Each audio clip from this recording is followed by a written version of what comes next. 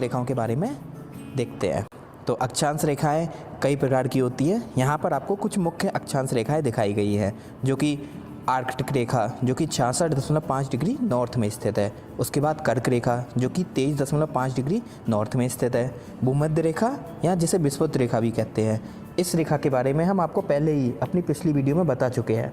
अगर आपने वो वीडियो नहीं देखी है तो उसका लिंक हम डिस्क्रिप्शन में नीचे दे देंगे, आप पहले उस वीडियो को देखें। उसके बाद मकर रेखा जो कि 23.5 डिग्री साउथ में स्थित है। उसके बाद अंटार्कटिक रेखा जो कि 66.5 डिग्री साउथ में स्थित है।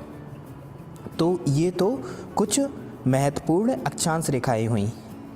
अक्षांश रेखाएं पृथ्वी के समानांतर खींची गई रेखाएं होती हैं।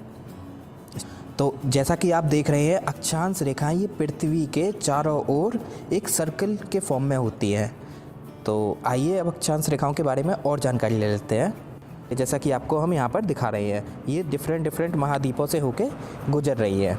तो आइए अब अक्षांश रेखाओं के बारे में आपको एक बहुत ही महत्वपूर्ण जानकारी देते हैं। अगर आप पृथ्वी के समानांतर रेखाएं खींचेंगे, जैसे कि हम खींच रहे हैं भूमध्य रेखा से उत्तरी ध्रुव के बीच में, तो ये एक दूसरे के समानांतर हैं और इनकी संख्याएं जो भूमध्य रेखा से उत्तरी ध्रुव तक के बीच की होती है, उनकी संख्या 90 है।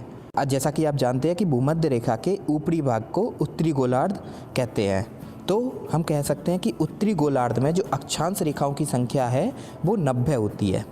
और जैसा कि आप देख रहे हैं, ये पृथ्वी के चारों तरफ फैली हुई हैं।